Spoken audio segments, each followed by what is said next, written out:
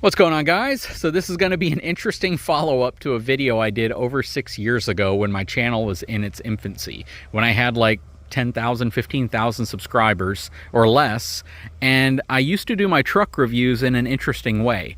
I would go out to car dealership lots, I would walk the lot, and I would walk around trucks, and I would do some really interesting kind of measurements. I'd take a digital caliper with me, I'd get under the trucks, I'd try to measure sectional thickness, I would go to the end of the frame, see how thick it was. I would look at like Ford trucks where they were still using open C-channel frames at the time, and I'd measure the thickness.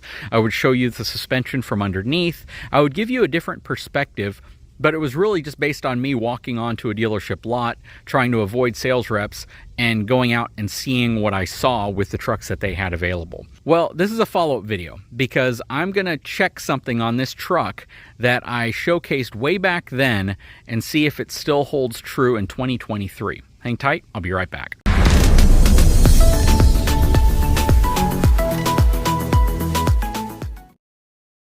All right, so way back then, I walked out onto this one specific dealership lot, and I went up to the frame of a Chevy truck, and I scratched it with my fingernail. Basically, just went up to it, went like that on the frame, because I wanted to show you the difference in rust prevention and protection that GM uses on their trucks versus Ford, Ram, Nissan, Toyota, and everybody else. Everyone else uses an E-coated frame. It's basically a frame that's charged with electricity, and then they put it into this bath which coats the whole frame with this protective E-coating.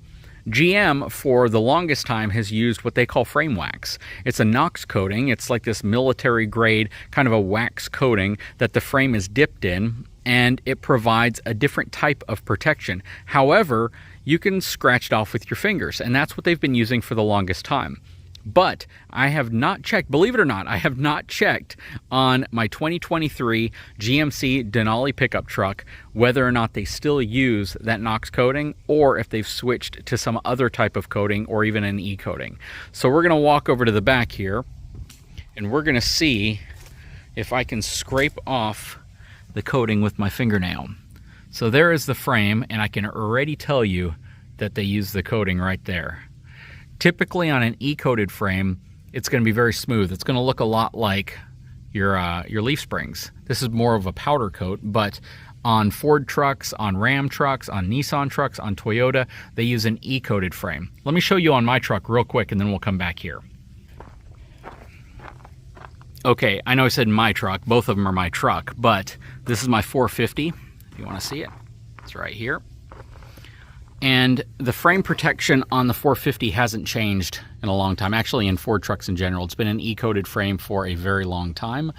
Fully boxed, I'm going to take this napkin and I'm going to rub it on the frame. And you can see the napkin's going to be really dirty because the frame's really dirty. But I actually can't get through to the paint because it has a coated finish on there, which is electronically bonded to the steel. And that's called an E-coat. Now let's go over to the Denali and see what's going on there. Okay, so let's walk back, and the front frame section isn't exposed because they have some panels and things covering it. So we're going to go to the back here, and from right there you can already tell that it's kind of glooped on. And this is one of those areas that is kind of confused me. I know it's a good material, I know it works relatively well, but what ends up happening is if moisture gets behind that material, it can actually start rusting the frame components, and you might not even know that it's happening. Now, the improvement in terms of the steel that they use on these trucks are far more corrosion and rust resistant than they've ever been. Even if you see surface rust, it doesn't necessarily mean that there's ever going to be a problem with it because the chances that it will rust through are still very slim. But let's go ahead and do the test. So I'm going to use this napkin, and I'm just going to rub it against this one area back here.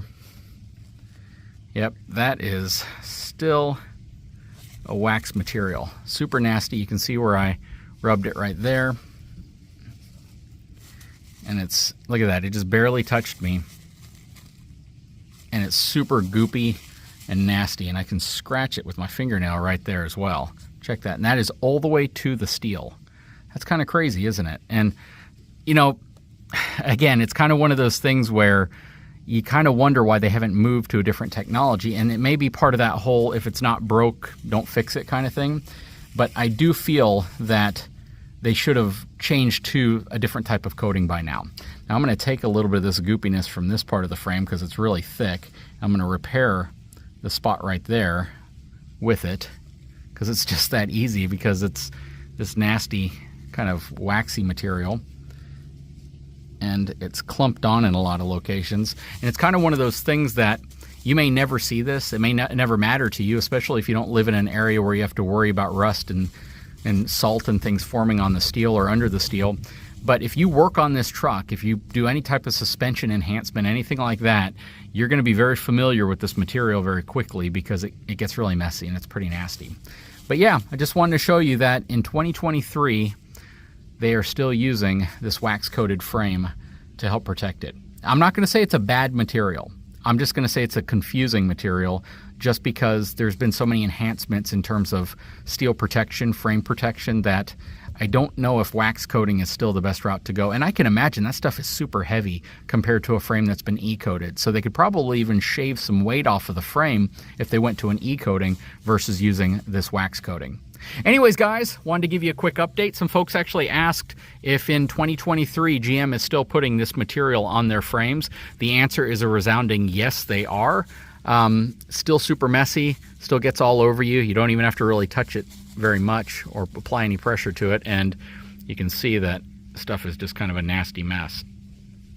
Zoom in on it here a little bit so you can see what it looks like. Yeah, super nasty. But I guess it works for what they're trying to accomplish, and that may be all that matters to most people. Anyways, guys, I sure hope you enjoyed the video. If you haven't had a chance, please take a moment, hit that subscribe button so I know you care. Give me a quick thumbs up, and I'll talk to you again very soon.